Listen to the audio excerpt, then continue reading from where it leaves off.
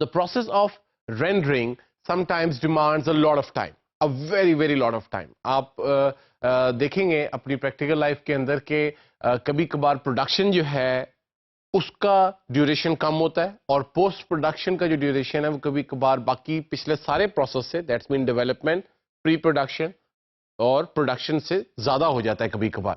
Post production का जो phase है आपकी प्रोडक्शन के प्रोसेस के अंदर, that actually requires a lot of equipment and resources. Movies like Avatar, for example, which came in 2009. Now, Avatar was state of an art film, और उसके अंदर visual effects और आपकी post production का काम बहुत ज़्यादा है. A lot of work is there. Now, that sort of movie बनाने के लिए पहले तो you need an equipment, then you need a staff, and on top of that you need a render farm. Now, rendering farm is like a server farm. Server farm वो होता है जिसमें आप अपना डाटा स्टोर करते हो. Like for example NASA, they must have a server farm जिसके अंदर उन्होंने मुख्तलिफ सर्वर, कई हजार सर्वर्स इकट्ठे कनेक्ट किए हैं एक पर्पस करने के लिए, डाटा स्टोरेज, और फिर उनके पास उनका बैकअप भी होता है. सो दैट्स वाई एक बड़ा सारा फॉर्म बनाया जाता है, फॉर्म टाइप बनाया जाता है जिसके अंदर आप सर्वर अटैच करते हो सारे के सारे, और वो सारे के सारे एक काम कर रहे होते हैं, that's for the storage. Now the post production and the visual effects and the special effects have gone so far कि अब जो है आपके rendering farms बनते हैं. Rendering farms are those farms जिसके अंदर आपका कई हजार कंप्यूटर्स या कई सौ कंप्यूटर्स इकट्ठे कनेक्ट होते हैं एक पर्पस के लिए, and that's the rendering purpose. Now the film Avatar में जो rendering farm यूज हुआ है, it used 4000 servers of HP और उसके अंदर कोई 30 से 35,000 प्रोसेसर्स थे. And that type of computer system जो दुनिया में top 500 fastest computers हैं उनमें से वो एक है, that type of computer used to do one single frame in 9 hours. 9 घंटे लगाता था एक फ्रेम रेंडर करने में. और आप अगर उसके फाइनल अवतार के एंड वाले मिनट्स या सीन्स देखेंगे तो उसका एक मिनट जो है वो तकरीबन 20 GB के ऊपर रेंडर होने के बाद आता था.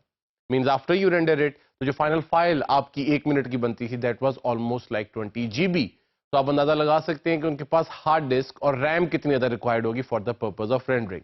But let's just stick to the basic and let's just come back to where the reality is and where we are right now. So आपका जो एडिटिंग का काम है जो आप प्रीमियर के ऊपर या फाइनल कट प्रो के ऊपर आप करते हो, वो एडिटिंग करने के बाद आपके पास दो रास्ते होते हैं. One is exporting and another one is your rendering.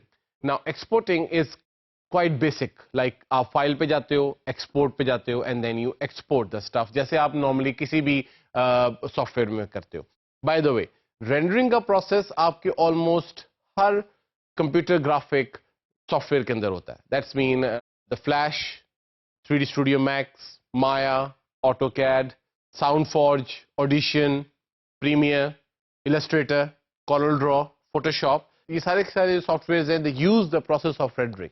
अब रेंडरिंग के अंदर एज आई सेड के दो टाइप्स हैं प्रीमियर में. One is from the exporting, another one is from the rendering point of view.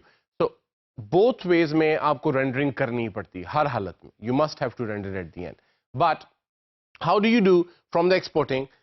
It's very simple. You go to file, export, और जब आप एक्सपोर्ट खोलोगे तो उसके सामने आपके पास जो मेन तीन चीजें आएंगी, that is a frame, video and audio.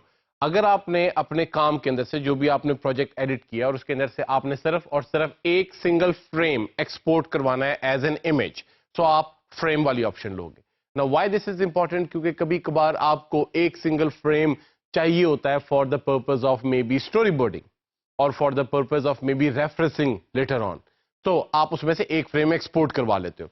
अगर आपने उसमें से अपने जो प्रोजेक्ट है उसके अंदर से आपने सिर्फ और सिर्फ ऑडियो एक्सपोर्ट करवाना है, then you go to file, export, and you just simply export the audio from there. जो भी आपने ऑडियो उसमें एडिट किया है, उसके ऊपर इफेक्ट्स लगाए हैं, उसके ऊपर ट्रांजिशंस लगाई हैं, तो सिर्फ और सिर्फ ऑडियो, मतलब in the form of MP3 और WAV की शक्ल में, which is also called a wave format में, आपके पास ऑडियो उस प्रोजेक्ट का जिसको आपने एडिट किया है, ऑडियो सिर्फ और सिर्फ आ जाएगा.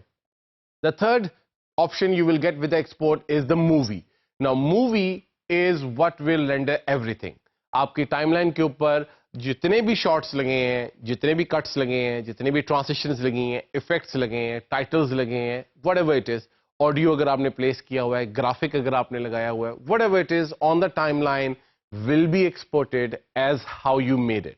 Now, when you press the movie, what actually happens that it will take you to a new window और उसके अंदर आपको सारी options बतानी होती है कि जी मैंने अगर इसको मूवी में एक्सपोर्ट करना है तो मैं इसको कैसे एक्सपोर्ट करना चाहूंगा.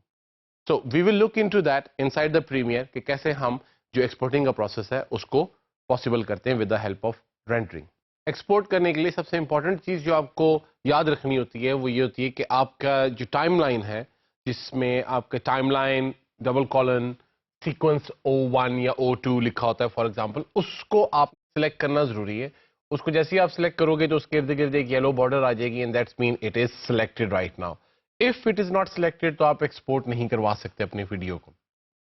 Your timeline has to be selected in order to do the exporting.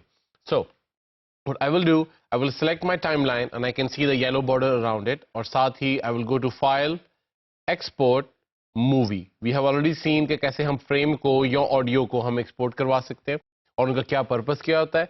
But एक पूरी की पूरी सीक्वेंस को एक्सपोर्ट करवाने के लिए that's mean the effects, the transitions, titles, सब कुछ आपके एक वीडियो फॉर्मेट में आए जो हमने पहले डिस्कस किए हैं, जैसे कि AVI, MOV, MPG. तो आप एक्सपोर्ट मूवी में जाते हो.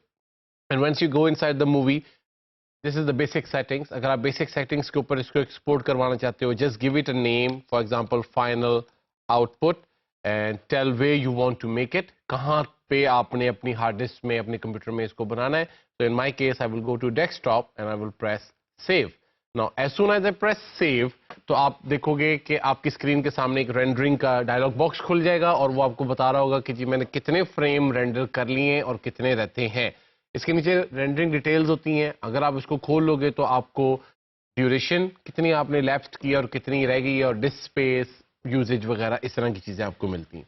As soon as the rendering is done, you can simply go to your desktop और डेस्कटॉप पे जाके आप अपनी वीडियो को जो आपने एडोब प्रीमियर के ऊपर या फाइनल कट प्रो के ऊपर आपने बनाई है with effects and transitions, titles and picture जो भी आपने यूज किया उसके साथ आप इसको देख सकते हो.